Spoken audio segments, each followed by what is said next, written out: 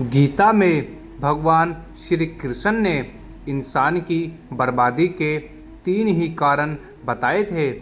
मनुष्य की बर्बादी के ये कारण आज भी स्टिक है।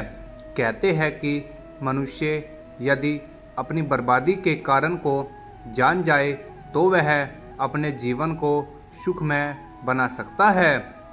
गीता में भगवान श्री कृष्ण ने बर्बादी के इन 3 कारणों पर विशेष बल दिया है। भगवत गीता के बताए गए मनुष्य की बर्बादी के ये 3 कारण आज हर मनुष्य को जानना चाहिए। यह कोई मैं नहीं बता रहा, बल्कि गीता में ऐसा वर्णन मिलता है। क्या आप जानते हैं कि मनुष्य की बर्बादी के 3 कारण कौन कौन से हैं? यदि नहीं तो आगे हम इस एक कहानी के आधार पर जानते हैं। पुराने समय में एक शाही परिवार में एक लड़के का जन्म हुआ।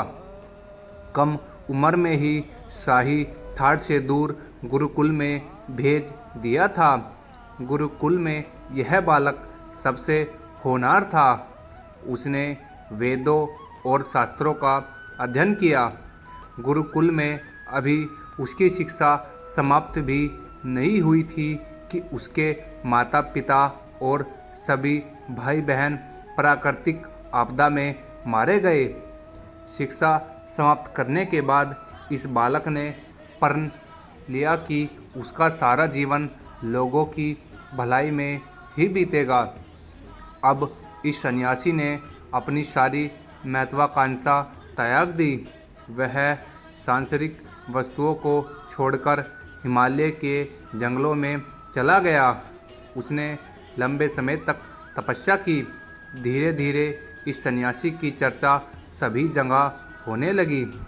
उस राज्य का राजा बहुत ही क्रूर व्यक्ति था। राजा ने सन्यासी से भेंट करने की ठानी, जिसके बाद राजा उस सन्यासी से इतना प्रभावित हुआ कि उसने अच्छाई की राह पर चलने की ठान ली।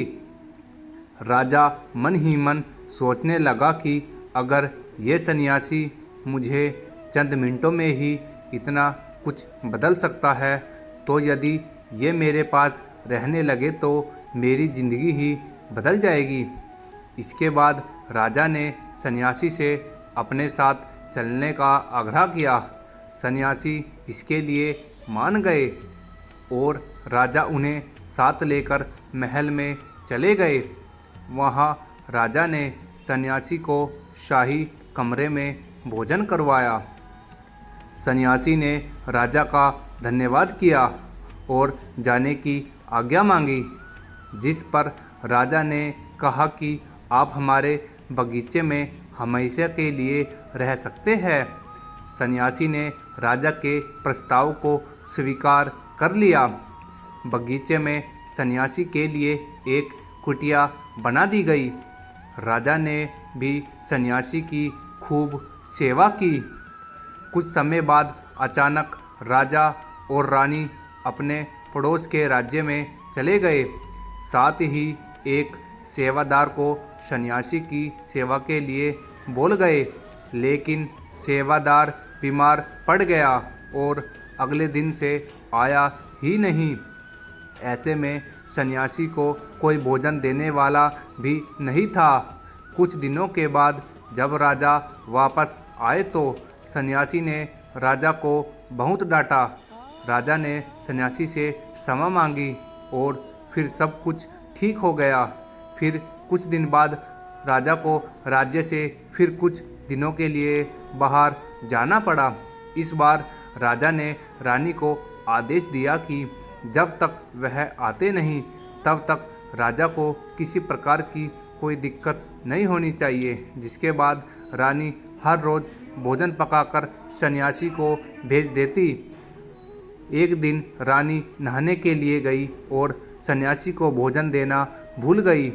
जब भोजन नहीं आया तो सन्यासी सोच में पड़ गया कि वह खुद महल में जाकर देखे।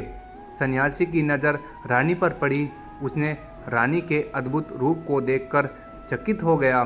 सन्यासी रानी की सुंदरता को भुला न सका और उसने खाना पीना छोड़कर अपनी कुटिया में पड़ा रहा। राजा जब वापस लौटे तो उसे सन्यासी के हाल का पता लगा। राजा ने जब सन्यासी से ये सब पूछा तो उसने कहा कि मैं रानी की अद्भुत सुंदरता का कायल हो गया हूँ। इस पर राजा ने सन्यासी से कहा कि आप मेरे महल में चलिए, मैं रानी आपको दे दूँगा।